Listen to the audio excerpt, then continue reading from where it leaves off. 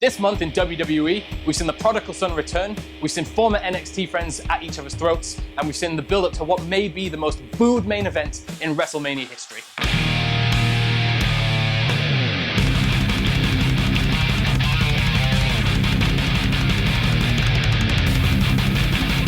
Hello everyone, I'm your host Ben Phoenix, Mr. WrestleMania, and welcome to The Complete Shot. This is your monthly WWE Roundup. This month we're looking at the granddaddy of them all, WrestleMania 32. So let's dropkick this off with the Storyline Roundup. Storyline Roundup. The main storyline heading into this Sunday's WrestleMania is for the WWE World Heavyweight Championship. Now this all started back in January at the Royal Rumble, with Triple H winning the Rumble match itself and winning the WWE title from Roman Reigns. Roman would win a triple threat match at Fastlane for the #1 contendership to challenge the game at WrestleMania. He would then instantly be attacked by Triple H, having his head bashed into the announce table and taken out with an injury. In the meantime, Triple H and Dean Ambrose would have a mini rivalry. It had no real effect on the storyline whatsoever and could be pretty much considered pointless. On the March 14th edition of Raw, Roman Reigns would come back and assault Triple H. He would then continue to do so for the next 2 weeks leading up to WrestleMania. And that's all there pretty much is for this storyline, to be fair. It's very much a bare bones feud.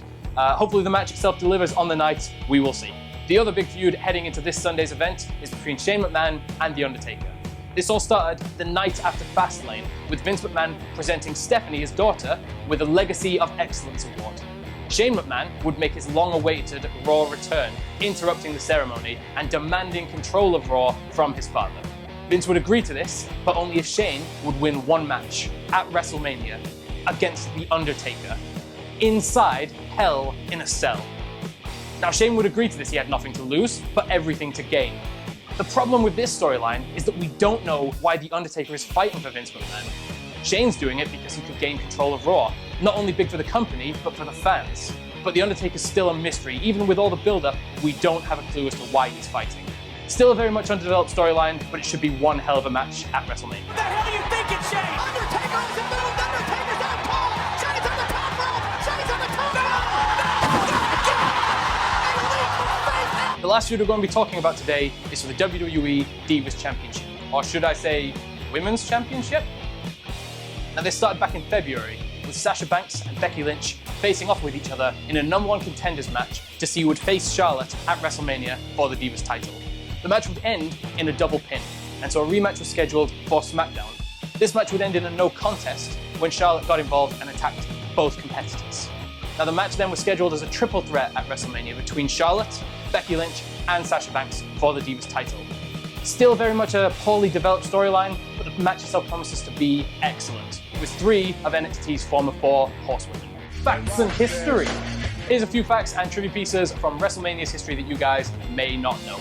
Number 1, we're all accustomed to seeing WWE events take place on a Sunday night nowadays. But back in 1986 at WrestleMania 2, not only did the event happen in 3 different cities, but it would also happen on a Monday night. How weird. Number 2, The Undertaker has one-on-one victories against all 4 members of the stable Evolution. He would beat Triple H at WrestleMania 17, Ric Flair at WrestleMania 18, Randy Orton at WrestleMania 21, and Batista at WrestleMania 23. And number 3, Shawn Michaels is known as Mr. WrestleMania, competing at the event 17 times, but he also holds the record for most losses at WrestleMania with 11. Now an interesting point here is that his ex-tag team partner Triple H is second place with 10 losses, and if he loses to Roman Reigns this Sunday, will tie Shawn Michaels at most losses for WrestleMania. I need shoes! He doesn't even give me shoes! Now this is where we would normally recommend some iconic matches from the event's history for you guys to watch. However, we've recently just completed a playlist on the top 10 greatest WrestleMania matches. You can find that on our channel. Pay-per-view breakdown. So here's a quick summary of the matches that will be happening at WrestleMania. We'll start with the pre-show. So the United States Championship is going to be defended by Kalisto against Ryback. We also have the Total Divas, a team consisting of Brie Bella, Paige, Natalya, Alicia Fox, and Eva Marie, versus Bad and Blonde, which is Lana, Summer Rae, Naomi, Emma, and Tamina in a 10-diva tag team match. We'll also have the Usos versus the Dudley Boys. That's the last match for the pre-show. On to the event itself. We'll have the New Day versus the League of Nations in a 3-on-4 handicap match. We'll also have the 20-man Battle Royal for the Andre the Giant Memorial Trophy. We've got a grudge match between AJ Styles and Chris Jericho. We'll have a 7-man ladder match for the WWE Intercontinental Championship. between Kevin Owens, Sami Zayn, Dolph Ziggler, Zack Ryder, Sin Cara, The Miz, and Stardust. We've got the triple threat match for the WWE Divas Championship between Charlotte, Becky Lynch, and Sasha Banks. We've got the Hell in a Cell match between Shane McMahon and The Undertaker. We'll have a no-holds-barred street fight against Dean Ambrose and Brock Lesnar.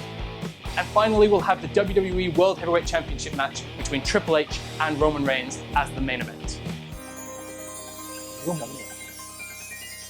Very quickly, I'd like to talk about some of the rumors currently circulating around the WWE. Now, John Cena is still sending cryptic messages from his social media accounts. We may see him make an appearance at WrestleMania. Or more likely, the Raw after WrestleMania. Also, the Divas division seems to be getting rebranded the night after WrestleMania as well. They're going to be turning it back into the women's division. Woo! Even commissioning a new women's championship to replace the awful Divas title butterfly belt. Thank God. Fail of the month. Our fail of the month comes from Kalisto on the March 14th edition of Raw, dropping his title during his entrance. Quite a fail! And now it's time for this little nugget to end it.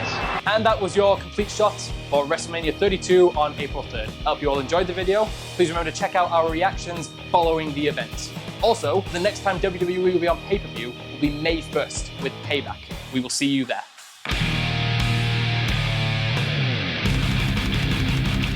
Please remember to like and subscribe for more videos like this in the future. Also, check out our channel trailer that we've just uploaded. Tell us if you like it, and tell us if you have any suggestions for some in the future.